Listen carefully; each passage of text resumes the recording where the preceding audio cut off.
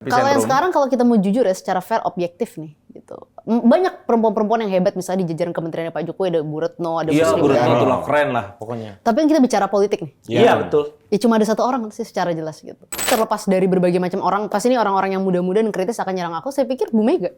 Jadi lari ini memang buat Pak Ganjar ya. Iya, tentu Ya karena saja. Pak Ganjar emang senangnya lari kan. Nah, tapi gini, betul Pak Ganjar senangnya lari dan kalau aku percaya ya sama teman-teman yang ada di lari ini bahwa ya Indonesia emang harus lari kalau mau sukses, mau betul-betul punya keseriusan melanjutkan apa yang Pak Jokowi lakukan, ya harus lari, harus ada speed tertentu untuk mencapai kesuksesan itu gitu kan. Kenapa Samara memutuskan mendukung salah satu kandidat spesifik kepada Ganjar ketika Ganjar sendiri belum cerita apa gagasannya gitu. Tapi kalau aku ya, jadi kan ada orang-orang yang pilih Pak Ganjar karena tidak mau pilih dua orang lain. Kalau saya pilih Pak Ganjar karena saya percaya dengan Pak Ganjar.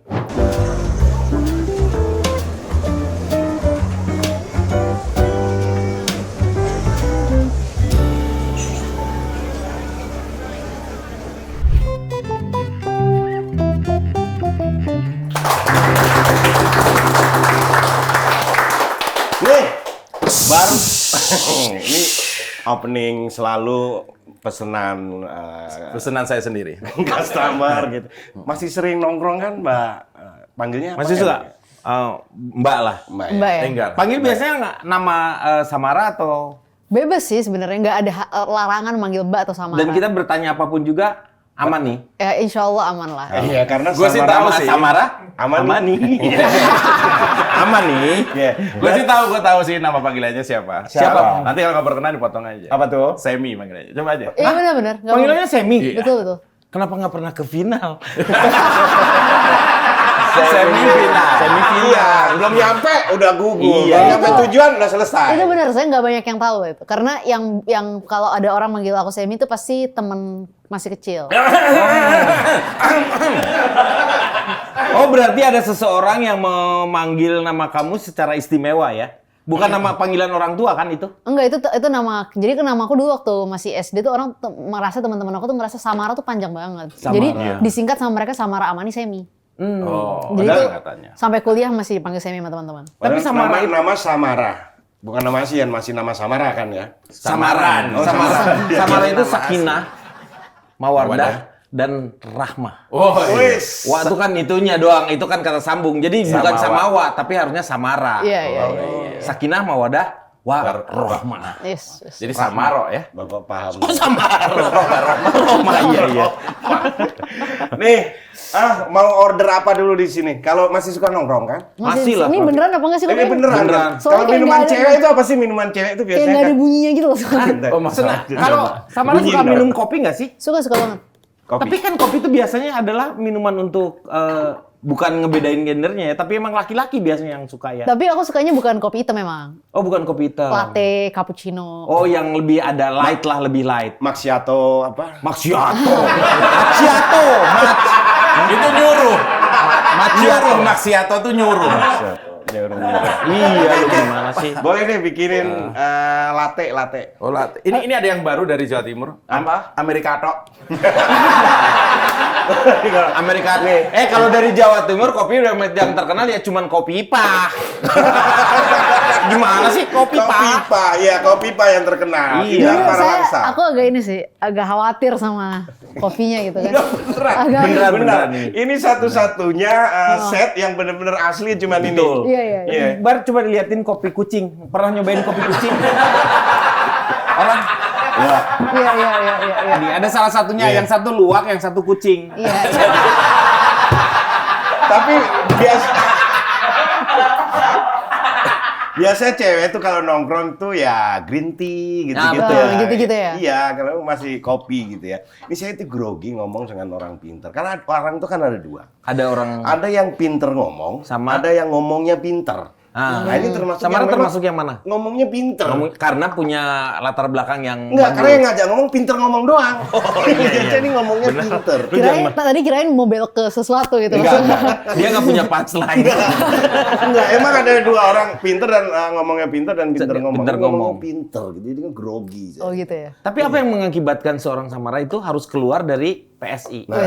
Keluar atau mengundurkan diri atau dikeluarkan? Mengundurkan diri. Mengundurkan diri. Ada alasan tertentu? Ada. Alasannya karena memang merasa waktunya move on dari PSI. Oh, Move on. Iya, berarti iya. ya. Move on. Berarti ya tadi mungkin salah satunya karena nggak mau digiring tadi. digiring ya, karena nggak mau digiring, nggak mau digiring. Ini kopinya jadi keluar kopinya. Oh Ini iya. kopinya ada nggak sih sebenarnya? Karena mungkin merasa sekarang itu mimpi bukanlah kunci. Iya. Mimpi adalah kunti. Paling serem kan mimpi kunti. Gila lu. Wah, dikejar-kejar hantu. Iya, karena memang sudah merasa tidak sejalan atau punya target baru yang mungkin tidak bisa tercapai di PSI. Wah, kayaknya kalau terus di PSI nggak dapet nih target, harus belok lagi cari jalan yang lain. Emang punya tujuan yang mungkin berbeda aja sih. Tujuannya di politik apa sih sebenarnya Samara? Tujuan di politik sih menurut aku menginfluence kebijakan yang sesuai dengan apa yang aku percaya sih. Mengejar posisi, mengejar jabatan? Posisi sama jabatan itu tuh sarana bukan tujuan gitu. Nah ini ada perbedaan nih karena itu akan memengaruhi setiap langkah-langkah kita Iya. dan manuver kita nih dalam politik. Kalau orang yang tujuannya jabatan pasti akan manuvernya aneh-aneh gitu, akan Karena yang menghalalkan dikejarnya segala- adalah jabatannya. Benar, kan? karena itu tujuan akhirnya gitu. Tapi Iya. kan dengan jabatan kita punya kewenangan, kita punya power untuk ya melaksanakan apa yang menjadi tujuan kita. Kita Iya. Ya, itu kan punya tujuan politiknya. tapi nggak punya jabatan, nggak bisa apa-apa dong. Ya ada betulnya kalau itu. Ada betulnya kan? Meskipun ya sebenarnya tetap setiap aku tuh percaya orang tuh semua punya peran masing-masing, Iya. baik ada atau tidak di jabatan, baik di luar maupun dalam sistem pemerintahan tetap ada caranya lah untuk bisa Oke. menginfluence kebijakan, nilai, ide, gagasan gitu. Ada cara-caranya pasti gitu. Dan PSI itu kan terkenal dengan partainya anak-anak muda sebenarnya. Tapi tidak mewakili anak muda karena kebijakan-kebijakannya lebih banyak ngikutin orang-orang tuanya. Itu yang ngomong Mas kan. Iya saya itu. Sebagai mewakili orang tua, karena ini kayaknya mewakili saya deh. Iya. Oh gitu ya merasa terwakili ya. Enggak juga sih. Kalau saya sih kan sebenarnya orang non partai. Satu karena saya ngerasa saya non kolesterol juga. Jadi saya tidak kalau saya ngikut bukan karena partai atau karena orang, tetapi karena dia mengusung sebuah gagasan yang saya juga sedang tuju gitu. Biasanya Iya, kayak iya. gitu. Iya dong, sama lah dukung kandidat juga di politik harus kayak gitu kan. Iya. Gimana kalau enggak? Makanya nih kalau misalnya capres tiga-tiganya nih siapa yang menurut saya yang gagasannya dengan saya sama, baru saya akan dukung. Sama-sama, Seperti setuju, itu. sepakat. Secara pribadi, bukan karena ini dari partai A, partai yang sejalan dengan partai Oh enggak, saya nggak ada hubungannya dengan partai. Pribadi berarti ya? Sejalan pribadi dukung. Iya. Ini kan nanti keluar dari PSI karena ada suatu hal ya kira-kira kurang sesuai atau move on tadi. Lalu sekarang berarti apakah sudah ada partai yang ini serius ya? Iya betul. Apakah sudah ada partai yang kira-kira mewakili mewakili, atau speknya tuh sesuai, kalau rumah itu kira-kira ukurannya sudah pas dengan keinginan Samara? Ada Kalau nggak? ditanya apa yang kemungkinan besar bakal dipilih, partainya udah ada gitu. Oh, partai umat ya.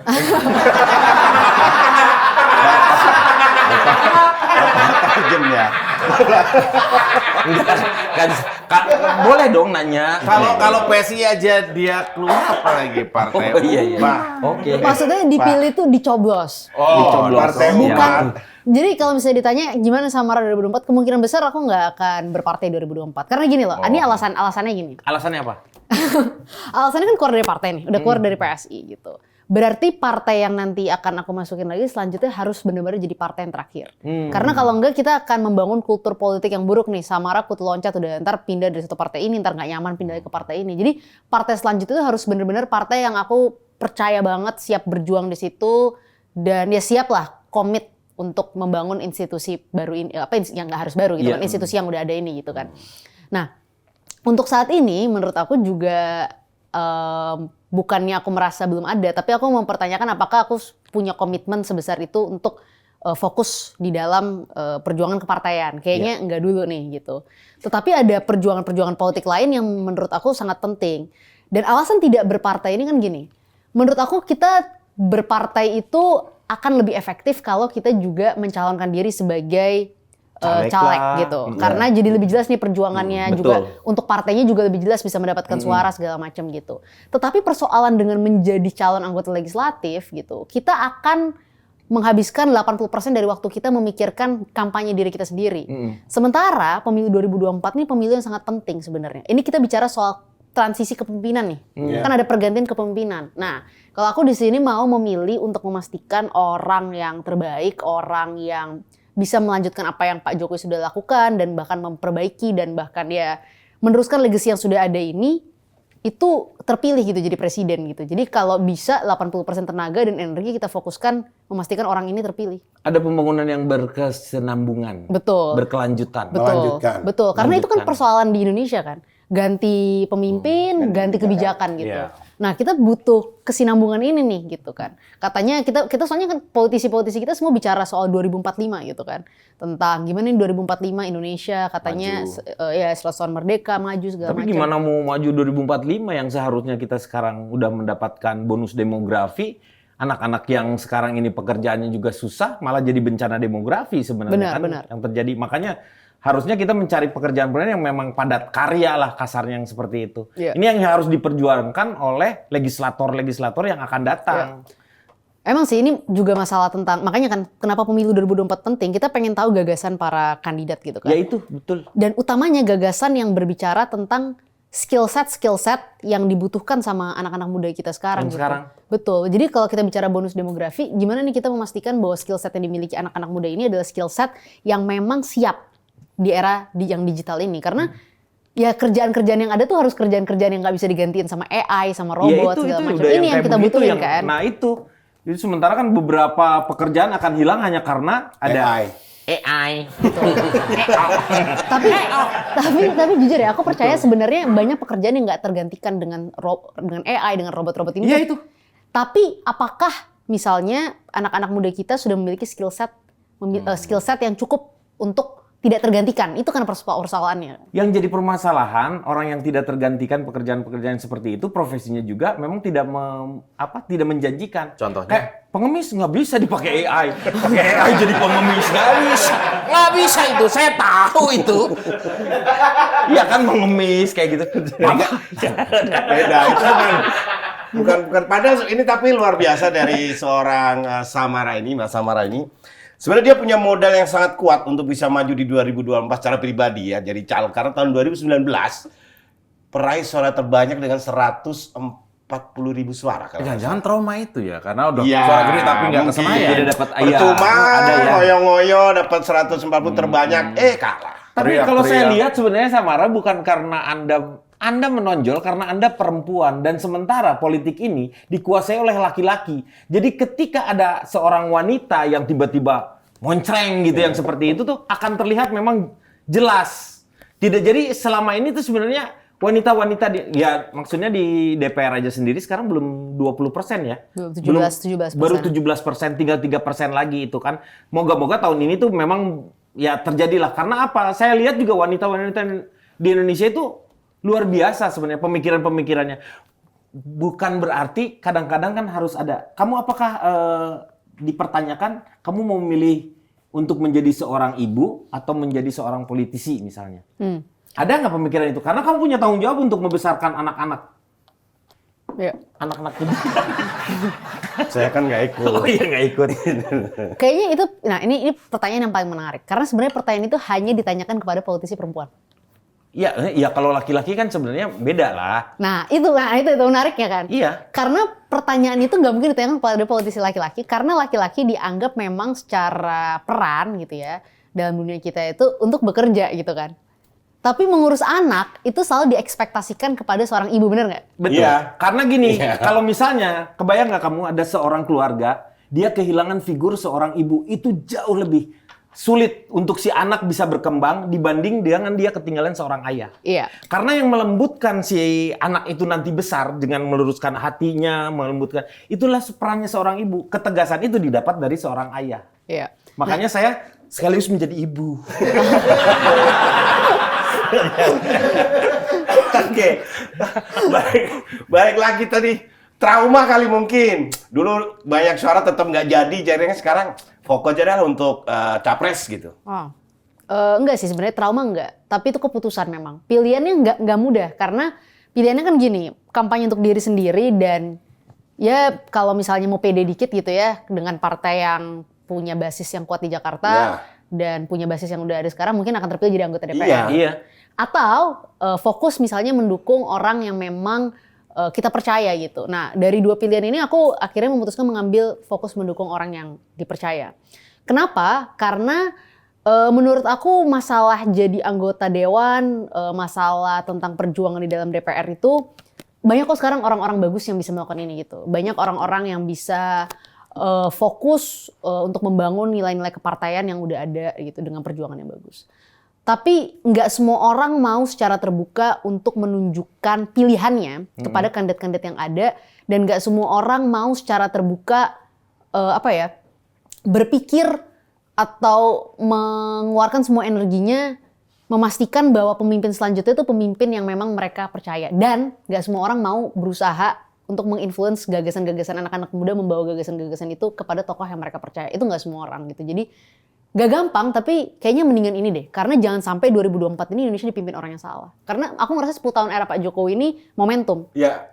Gimana kalau 2024 kita dipimpin orang yang salah? Kita Jangan dong, nggak mungkin. Sebenarnya nggak mungkin salah, karena kalau misalnya sekarang yang muncul itulah orang-orang yang terbaik sebenarnya yang jadi siapapun kita doakan adalah sebenarnya yang terbaik lah yang akan memimpin negeri ini, supaya negeri kita ini menjadi punya keberkahan. Betul. Karena menurut saya salah satu yang saya tuju ini adalah sebenarnya ke dunia pendidikan kalau saya. Jadi saya siapapun yang nanti komitmen. Jadi ia berkomitmen tentang memajukan yang namanya pendidikan untuk anak-anak generasi karakter bangsa ini muncul dari seorang guru. Jadi negeri ini tidak akan pernah berkah kalau misalnya negeri ini tidak memuliakan yang namanya guru.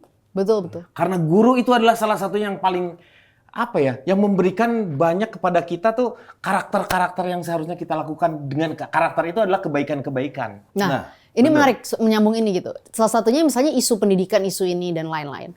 Kalau misalnya nggak ada orang-orang yang, ya sebenarnya nggak harus orang muda juga sih, tapi orang-orang yang kritis yang memang mau men-shift isu dalam pemilu 2024 ini berbasis pada isu, kita akan fokus terhadap politik elektoral. Sekarang orang fokusnya apa sih? Lihat calon wakil presidennya siapa, koalisinya siapa. Padahal yang paling penting tuh kan bukan itu gitu. Oke lah, itu penting lah gitu kan, itu kan proses politik. Tapi isunya apa nih? Isunya apa yang kita perlu highlight gitu kan? Programnya mau kerjakan kita bersama-sama, ini yang berdampak ke seluruh bangsa Indonesia. Itu sebenarnya ya, jadi ketiga capres yang akan muncul nanti itu seharusnya sudah mulai perang dengan gagasannya. Apa yang mau dia kemukakan? Maksudnya tidak.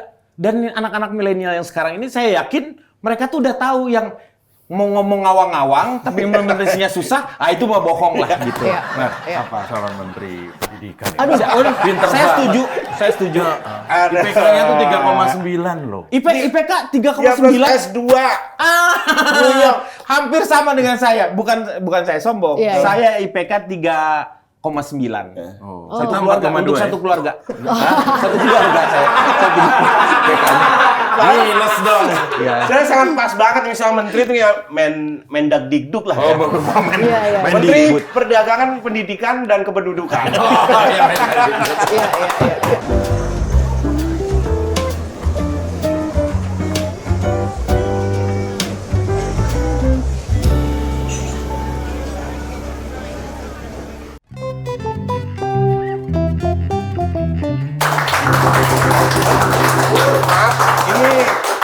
Ini dari tadi pesen kopi. Tapi nggak datang-datang. Aneh. Apa ya kalau Bapak?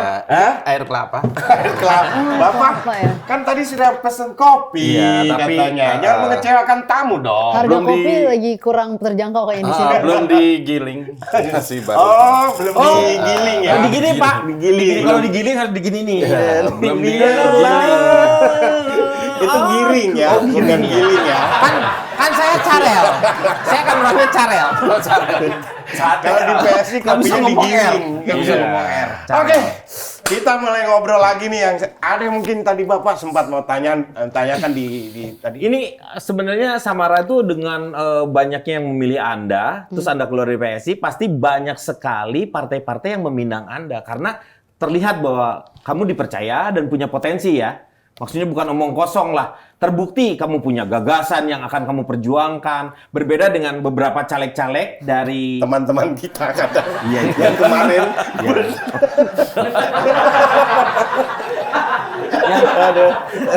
Jadi kadang-kadang itu yang jadi permasalahan. Tapi saya pertanyakan itu langsung adalah ke partainya itu sendiri. Iya. Kenapa orang-orang? Jadi nggak boleh mengandalkan yang namanya kepopuleran. Karena kepopuleran itu justru akan menjerumuskan kalau orang itu tidak punya potensi di sebagai legislator lah seperti itu, justru akan menjadi beban sebenarnya. Bapak ini jawaban sama pertanyaan, Pak. Ini saya mulainya balik lagi. Tadi kan Bapak kayak mau jawab. Iya. Langsung to the point. Iya mau tanya, pasti udah banyak kan partai yang meminang. Udah. Apa alasannya kenapa kamu belum menentukan? Masih betah melajang politik gitu loh ya. Ya kalau belum menentukan itu karena nggak mau setengah-setengah kalau udah berjuang dalam satu perahu. Ini dia. Batasan kamu, toleransi kamu terhadap kebijakan partai sampai sejauh mana? Ketika misalnya ada kebijakan gini, kamu sebenarnya nggak setuju, tapi kamu harus melakukan sebagai kader partai. Kompromi dalam politik kan pasti dong, nggak Iya, nggak mungkin. Tapi batasannya 3 hal gitu. Yang pertama, seberapa jelas dan tegas mereka terhadap kaitannya dengan isu toleransi gitu. Jadi kalau misalnya satu partai sudah punya kebijakan atau sikap atau pandangan yang secara nyata misalnya melarang pendirian rumah ibadah, secara nyata misalnya, bahkan bukan hanya melarang ya, tapi kalau aku bahkan lebih ekstrim, diam terhadap situasi di mana ada pengekangan, persekusi yang berbasis agama, ras dan lain sebagainya, itu menurut aku adalah momen di mana kita mempertanyakan keseriusan partai ini dalam memperjuangkan toleransi gitu. Yang kedua, misalnya isu korupsi gitu kan. Ini kita harus membedakan tentang kader partai yang ditangkap korupsi dengan sikap partai dan kebijakan-kebijakan yang dikeluarkan oleh partai politik tersebut gitu. Atau bahkan misalnya kalau ada partai nyuruh samara terima duit dan lain-lain, nah itu pasti aku nggak mungkin, nggak bisa, itu udah melanggar nurani. Dan yang ketiga, misalnya isu-isu yang berkaitan dengan kemanusiaan, dengan perempuan dan lain sebagainya gitu. Karena ada partai-partai politik yang secara nyata, secara kebijakan itu melakukan kerja-kerja politik yang memang anti perempuan gitu. Oh iya, PKS. Haji. Flu saya. Flu. Kok bersihnya gitu ya? Tapi bersihnya PKS gitu. Enggak flu ya biasa. Kan tinggal PKS gitu. Iya, teman saya ini, Mbak.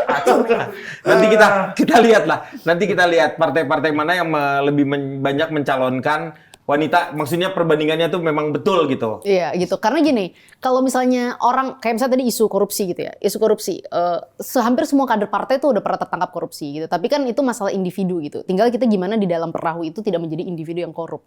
Tetapi kalau sudah sikap partai, misalnya contoh kayak tadi isu perempuan, sikap partai secara jelas melawan atau tidak setuju terhadap satu undang-undang yang bisa melindungi korban kekerasan seksual. Iya itu. Sikap yang jelas-jelas mengusulkan misalnya rancangan sebuah undang-undang yang mendefinisikan laki-laki itu harusnya ngapain, perempuan harusnya ngapain di rumah tangga. Maksudnya yang bener aja gitu. Kita ini berumah tangga itu kan relasi privat, kok tiba-tiba negara mau ikut campur masuk ke ranah yang privat gitu. Nah ini menurut aku batasan-batasan yang harus jelas sih dari awal. Boleh haji lagi nggak? Jangan dong. Kan udah tadi. Tadi udah. Ntar bersin beneran loh. Dan Samara udah ngeliat ada sebenarnya partai itu yang sudah menjadi tujuannya. Cuman dia sekarang lebih fokus bahwasanya untuk memilih pemimpin di tahun 2024 itu lebih penting daripada dia keinginan pribadi untuk menjadi caleg itu betul, tadi. Jadi tapi tetap kan setelah 2004 ini mau berkarya kan? Pasti sih, tapi gini, berkarya Berarti itu kan masuk ke partai berkarya? Partainya nggak masalah, Pak. Partainya aja bermasalah. Gimana sih Bapak? Saya kan nanya. Maksudnya, Orang berkarya tidak harus lewat partai itu. Oh iya maksud saya gitu. jadi maksudnya pertanyaannya lebih jelas. Jadi nanti setelah 2024 itu mau bergolongan karya. Gitu loh. Mungkin ya. Nah. golongan karya ya. Golongan karya. Enggak kayaknya. Bahaya ntar dia nggak masuk. Tapi yang paling tidak golongan karya itu pernah bukan partai. Pernah golongan. Pernah golongan. Kan aneh kan? Padahal partai gitu. Kita ini Tapi belum- golongan dia nggak mau. Saya bukan partai.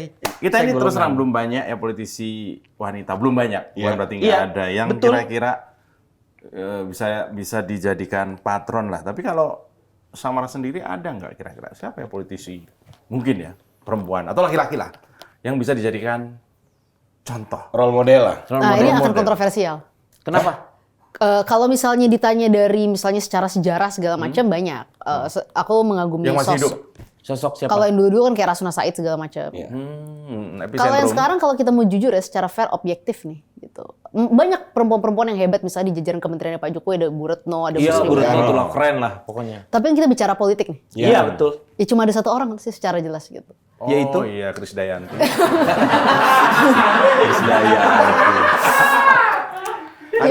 Ada kandang nggak? Kandangin bentar nih. Enggak, tiba-tiba lagi ngomong sosok. Ini kan sosok, tiba-tiba Krisdayanti. Kan ada Mulan Jamila. Oh iya, dia kan politisi juga ya? Iya. Ya, lupa Mbak Iya, Mul makanya. juga, Mbak Mul. Iya, itu. Siapa? Iya kalau menurut aku kalau misalnya kita bicara politik terlepas dari berbagai macam orang, pasti ini orang-orang yang muda-muda dan kritis akan nyerang aku. Saya pikir Bu Mega. Bu Mega. Wow, oke. Tapi memang Bu Mega itu tahan banting gitu. Enggak, Bayangin nggak tahun dulu. Kamu mungkin masih kecil ya.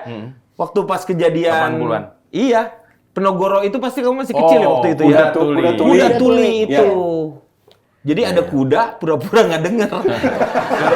Kerusuhan dan Iya, Ini kerusuhan. mungkin orang-orang mesti akan kaget. Kenapa kamu? Karena memang kalau saya kan tahu gitu kan Iya. sosok seorang Bu Mega yang Iya. konsistensinya seperti itu. Ketika beliau kalah ya tidak berarti ya pada saat ini tuh berjuang lagi Nah, gitu kan. kalau saya punya perubahan pandangan terkait Bu Mega. Nah, apa tuh? Jadi dulu waktu saya masih SMA, malah aku tuh pernah waktu itu kasus apa ya, aku lagi rame-rame soal KPK dan lain sebagainya, sempet sebel gitu. Bahkan waktu itu rame-rame soal Pak Jokowi apa ya, nggak tahu konteksnya apa spesifik. waktu kita masih SMA ya? Iya, yang masih SMA. Waktu itu kan waktu itu. Sehingga jangan pura-pura muda. Lu enggak? Udah pura-pura Dia SMA, muda. Saya juga SMA, cuma saya kepala sekolah. Iya. Makanya.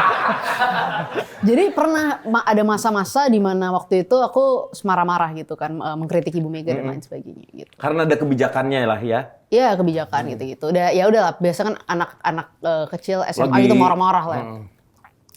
Tetapi semenjak masuk ke politik, aku melihat beliau dan bukan cuma masuk ke politik ya, semenjak mulai kuliah terus baca banyak sejarah, terus habis gitu masuk ke politik ketemu sama tokoh-tokoh di politik, termasuk ketemu sama sosok bernama Basuki Cahayapurnama. Oh. Dan Pilkada 2017 itu pandangan aku sangat berubah terkait Ibu Mega gitu. Karena mau nggak mau kita harus akui di situ ketua umum yang secara nyata memasang badan untuk melawan politik identitas itu Bu Mega. Oh iya. Dan kalau kita mau jujur, secara sejarah gimana ya? Keseriusan beliau untuk pasang badan terkait berbagai macam hal tuh clear gitu. Misalnya dulu di era reformasi, di era Pak Harto gitu kan, orang sebenarnya kalau anak-anak generasi sekarang yang muda-muda selalu menganggap Bu Mega tuh orang yang privilege, bener nggak? Iya. Lahir sebagai anak Bung Karno, ketua umum partai gitu kan, partai pemenang, udah ini mau kayaknya menang yang ketiga kalinya gitu kan. Jadi orang akan menganggap beliau sebagai sosok yang privilege, tapi kan orang nggak tahu bahwa di masa Orde Baru menjadi anak Bung Karno itu bukan sebuah keistimewaan gitu. Iya, Itu malah sengsara sebuah sengsara, itu beban gitu. Dan beliau ketika itu sebagai seorang perempuan gitu melawan berbagai macam Iya. ya perlawanan dari Orde Baru bisa menang, dia keluar sebagai pemenang loh. Ini bukan sesuatu yang mudah gitu Iya, kan. Survive ya? Survive gitu, dan survival instinct itu dan keinginan beliau untuk berusaha itu beliau tunjukkan lagi dalam Pilkada 2017 gitu. Beliau tahu lah, saya lihat gitu waktu itu gimana Pak Ahok digempur dan PDIP dan Bu Mega spesifik digempur, tapi beliau tetap maju, nggak mundur gitu. Jadi di situ cara pikirku sangat berubah tentang beliau. Luar biasa. Luar biasa. Jadi Samara ini salah satunya juga memang pengagumnya BCL ya. Siapa tuh? Basuki Cahayapurnama. Dan sekarang punya komunitas lari ya. Itu komunitas bisa diceritain komunitas Lari. Kita bisa ikut. Kita kan orang yang lari dari tanggung jawab. Sama nggak? Kira-kira. Lah ini lari tuh ada namanya. Lari itu bukan lari dalam artian memang lari, bukan. Dia ngumpulin anggota-anggota kader Iya. partai yang keluar dari partainya masing-masing. Iya. Lari dari partai masing-masing. Dikumpulin sama dia. Dikumpulin sama dia. Ini kan persepsi kita. Iya. Jelaskan. Saya mau jelaskan. Lari dari partai yang lama. Pertanyaan- Lari sendiri apa tuh? Aku mau nanya balik. Iya. Ketika terpikir kata lari gitu, Iya. siapa orang yang pertama kali muncul? Ini, debt Tunggu, collector. tunggu. Lari. Dia teman. Apa? Debt collector tuh. Kemarin kita itu loh. Itu kan kalau bapak. Saya kan sembunyi. Sama aja. Nggak lari. Kalau saya begitu dengar kata lari, saya bayangannya ke masa lalu. Purnomo. Ada pelari Ada nasional. pelari namanya adalah pelari. Iya. legend. Itu yang luar biasanya itu Kalau ya. saya nih, Enggak, Terus saya cerita Purnomo sedikit ya. Kenapa Purnomo begitu istimewa? kenapa? Dia tuh lari yang namanya 400 meter. Dia itu lari nggak berhenti terus aja sampai rumahnya dia. Jadi orang lain udah selesai, dia cuma ke rumah. Ya lari itu iya. Tapi lari 400 meter mah sedikit dong. Loh ya satu itu dong, satu sendal ban, iya. Iya. Tapi dia muter-muter terus. Kalau Udah sudah sendiri. bertanya apa? Siapa yang pertama terpikir? Purnomo. Kalau lari. Kalau saya lari, karena kan sering yang terlihat di postingan. Kalau Pak Sandiaga Uno kali ya. Saya yang paling sering dia lihat posting lari dia gitu. Kalau saya. Pak Sandiaga Uno. Ya lari, tiap hari lari. Kalau saya lihat pakai kacamata hitam gitu lari. Kalau gua Iya, jadi siapa? tanya, gua nggak Lari. jawab. Oh, lari. Iya. Yang pertama kali kepikir Terpikir. adalah Pas Pampres. Oh iya benar. Iya Bapak. Pas Pampres yang nanti kira-kira mau ngawal Pak Ganjar gitu kan. Itu kalau pas pampres itu yang dewasanya. Kalau yang muda, kecilnya ada pas pampers kalau itu. masih kecil. Karena masih kecil pakai pampers dia, lari-lari kayak tapi gitu. yang kira-kira cuma orang biasa-biasa biasanya tuh namanya pas-pasan. Itu mah hidup. Nah, kenapa lari? Lari. Lari itu ada L-nya apa, A-nya apa, R-nya apa, Betul, I-nya. akronim itu akronim. Iya, akronim. Lari itu ada langkah. Oh, langkah. L. Langkah. L adalah langkah. Anak muda. Anak muda. Anak muda. RM. Republik. Adalah Republik. I-nya udah ketebak Indonesia. Terlalu mudah ditebak. Akronimnya terlalu mudah ditebak. Tapi kalau belajar akronim ya, luar biasanya orang Indonesia apa coba? Dari sebuah singkatan disingkat lagi. Apa contohnya? ABRI itu kan Angkatan Bersenjata Republik Indonesia. Iya. Ada AMD. Apa itu? ABRI masuk desa. Iya. Kebayang nggak ABRI aja udah singkatan? Disingkat lagi sama dia. Orang Indonesia hebatnya di situ. Kurang kepanjangan ya. Birokrasi kita semua singkatan. Ini singkat semua. Iya. Tapi yang paling lucu memang di beberapa ya kayak di angkatan lah biasanya ya, misalnya yang gitu. Puslit Bang Dong Ding, dong, Pistung di- gitu misalnya. Kesmas. Pusding Pur Diktak Dumprek Dong Pras. Iya. Di militer, di jajaran-jajaran militer, Iya. itu jabatan-jabatannya susah nyebutnya. Iya, memang susah. Aslok, tang, pingsap, apa gitu. Bahkan yang pejabatnya sendiri, dia nggak tahu jabatan saya itu apa sih. Ini kacau kalau pas laporan depan presiden ya, Apa? presiden gini, yang terhormat Bapak Presiden, saya kepala pas dumplong platung. Blablak dong. Iya. Belum lagi kalau Pak Jokowi manggil misalnya. Iya, kan susah jadinya. Pak Pratik itu tolong ke Diurus. kepala pas duklok bisa nggak dibunuh aja itu? Ribet. Singkatan kok ribet. Banyak jabatan-jabatan tuh namanya aja udah nggak praktis gitu. Jadi. Langkah anak muda Republik Indonesia. Itu kan akronimnya. Kalau secara Kegiatan tujuan atau kegiatan, aktivitasnya tuh aktivitas. apa tuh lari itu kemana sebenarnya? Jadi kita ingin berlari sekeliling Indonesia. Oh. Bukan lari, ya lari secara harfiah juga ya. Gitu. Ya. Oke. Tapi juga lari ini sebenarnya adalah sebuah komunitas yang basisnya menampung aspirasi. Jadi kan tadi kita banyak diskusi nih terkait dalam pemilu tuh ada isu-isu yang penting harus kita highlight. Apa tuh misalnya pengangguran terdidik, bagaimana bisa menghasilkan skill set buat anak-anak muda ini supaya tidak tergantikan dengan di era digital ini dan lain-lain gitu. Ini isu-isu yang pengen kita highlight gitu. Dan kalau kita perhatikan dalam pemilu kali ini gitu ya, orang sangat fokus untuk berbicara terkait misalnya prestasi dari masing-masing kandidat. Tetapi yang juga tidak kalah penting gitu, kandidat harus mendengar kritik dan bahkan aspirasi dan saran dari orang-orang yang mungkin belum menentukan pilihan atau sudah menentukan pilihan tapi punya catatan-catatan kritis. Nah ini, lari ini ingin keliling Indonesia menampung aspirasi anak-anak muda dan orang-orang yang kritis terkait itu.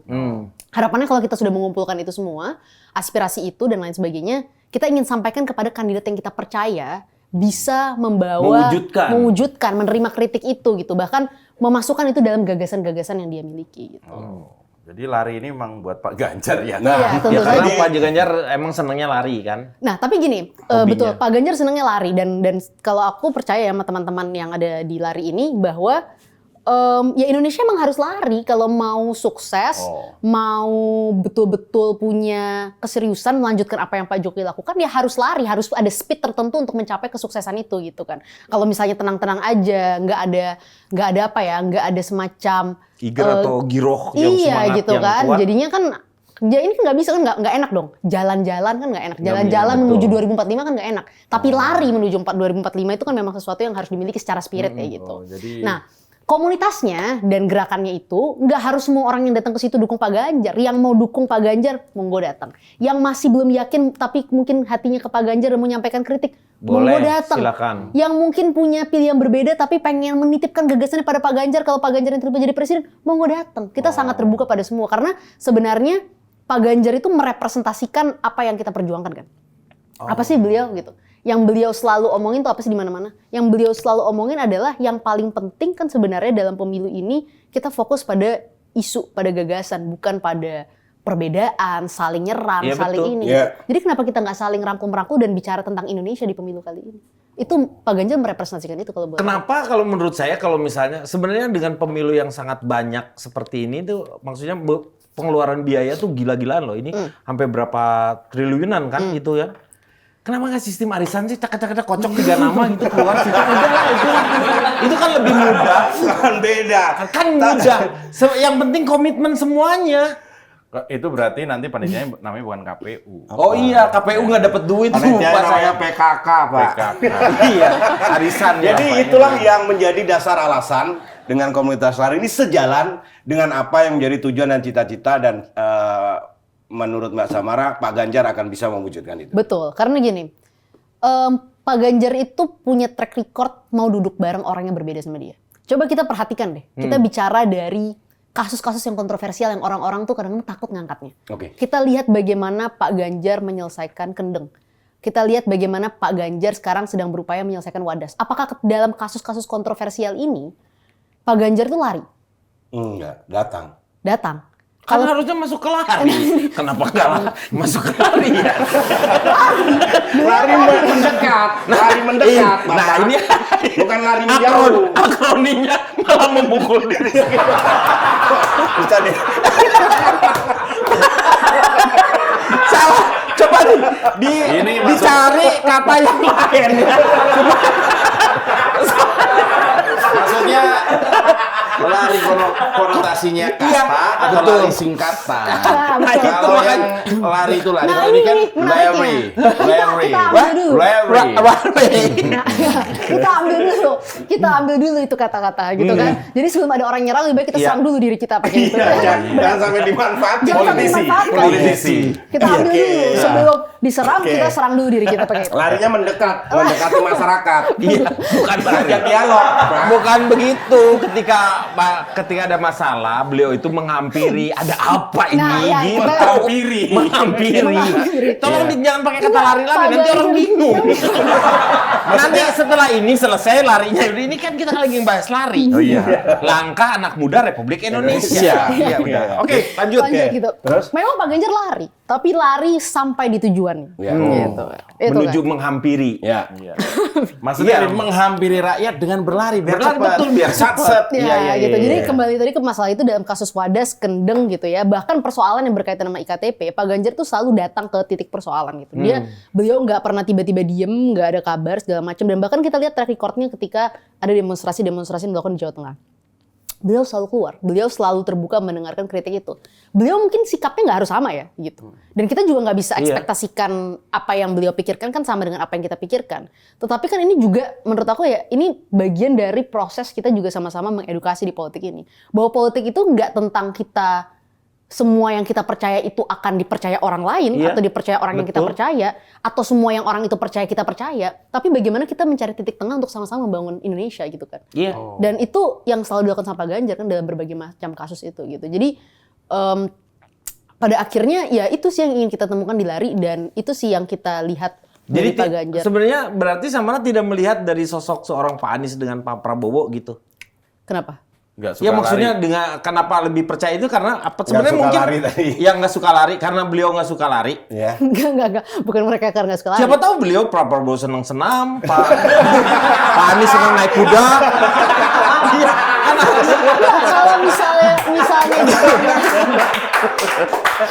Kalau misalnya ditanya lebih mendalam nih, kita bicara seriusan dikit, ya gini loh, orang kan semua pada ini, jadi orang pada ngamuk-ngamuk belakangan ini ke saya gitu kan. Gara-gara Kenapa Samara memutuskan mendukung salah satu kandidat spesifik kepada Ganjar ketika Ganjar sendiri belum cerita apa gagasannya gitu. Visi misinya untuk Indonesia belum ada gitu. Nah itu gini, gimana sih cara kita mengetahui gagasan terbaik seseorang? Rekam jejak kan? Iya betul. Visi misi akan dibangun. Kalau saya sih jujur sebagai anak muda, dan saya mengajak anak-anak muda yang lainnya, justru kita manfaatkan komunitas lari ini untuk ikut men-shape visi misi kandidat yang kita dukung gitu. Jangan kita jadi orang yang pasif hanya menerima visi misi. Harusnya kita jadi active agent yang ikut juga mendorong itu. Nah gitu. itu sekarang tuh harus dilakukan oleh anak-anak milenial yang sekarang ini. Nah tapi kalau kita bicara soal gagasan, kenapa kita memilih, saya gitu memilih ya, karena aku tahu juga mungkin orang-orang yang nanti bakal datang di dalam acara ini belum tentu semuanya pilih Pak Ganjar, atau masih perlu diyakinkan memilih Pak Ganjar gitu kan. Tapi kalau ditanya gagasannya apa, lihat rekam jejak gitu. Dan kita bisa dibandingkan dengan rekam jejak dua calon lain. Tapi kalau aku ya, jadi kan ada orang-orang yang pilih Pak Ganjar karena tidak mau pilih dua orang lain. Kalau saya pilih Pak Ganjar karena saya percaya dengan Pak Ganjar gitu. Jadi beda ya. Bukan karena beda ya, karena kamu udah percaya gitu dengan apa yang sudah dilakukan Pak Ganjar selama di Jawa Tengah. Makanya buat aku tuh nggak penting untuk misalnya menjelekkan Pak Anies atau Pak Prabowo, karena saya yakin dengan kandidat yang saya pilih gitu loh. Kandidat yang saya pilih tuh bagus gitu. Gitu. Karena punya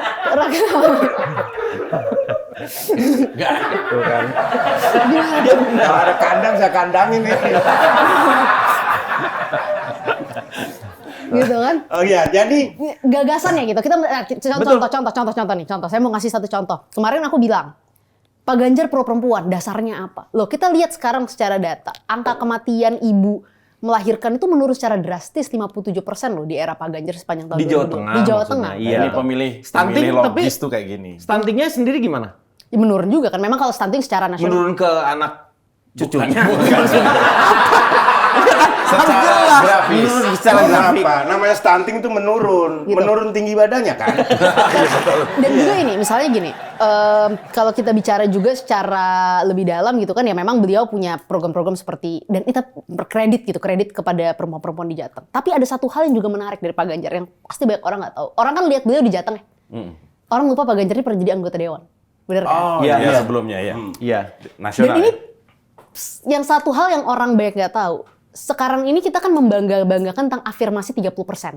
Baik afirmasi 30% keterwakilan di DPR, tapi juga kepengurusan perempuan di partai politik. Ketua Pansus yang waktu itu menggolkan 30% afirmasi di dalam partai politik, itu namanya Ganjar Pranowo. Oh, dia memperjuangkannya itu ya. Dia yang menerima aktivis-aktivis perempuan itu, dia ikut memperjuangkan di situ gitu. Jadi kalau dibilang Pak Ganjar ini nggak punya gagasan, loh, gagasan terbaik yang bisa kita lihat adalah rekam jejak. Iya betul. Luar biasa. Luar biasa.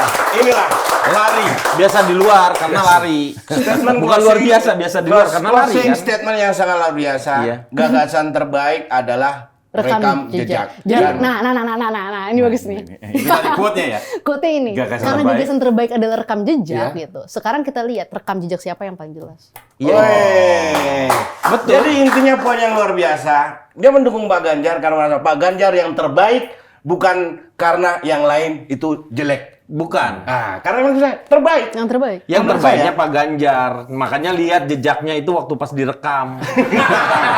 Karena siapapun ya, kayak tadi Pak Ganjar ya terpilih atau Pak Ganjar itu memilih presiden, itu memang dari rekam jejak. Betul. Dan nanti akan ditutup dengan rekam medis. Percuma rekam jejak bagus tapi nggak lolos rekam medis. Makanya itu harus lari biar sehat. Iya. Mantap. Tapi lari menuju 2045 itu kan memang sesuatu yang harus dimiliki secara spirit ya gitu. Jadi Nah, komunitasnya dan gerakannya itu nggak harus semua orang yang datang ke situ dukung Pak Ganjar. Yang mau dukung Pak Ganjar, monggo datang. Yang masih belum yakin tapi mungkin hatinya ke Pak Ganjar dan mau menyampaikan kritik, monggo datang. Silakan. Yang mungkin punya pilihan berbeda tapi pengen menitipkan gagasannya pada Pak Ganjar kalau Pak Ganjar yang terpilih jadi presiden, monggo datang. Kita sangat terbuka pada semua. Nah itu sekarang tuh harus dilakukan oleh anak-anak milenial yang sekarang ini. Nah, tapi kalau kita bicara soal gagasan, kenapa kita memilih, saya gitu memilih ya, karena aku tahu juga mungkin orang-orang yang nanti bakal datang di dalam acara ini belum tentu semuanya pilih Pak Ganjar, atau masih perlu diyakinkan memilih Pak Ganjar gitu kan. Tapi kalau ditanya gagasannya apa, lihat rekam jejak gitu. Dan kita bisa dibandingkan dengan rekam jejak dua calon lain.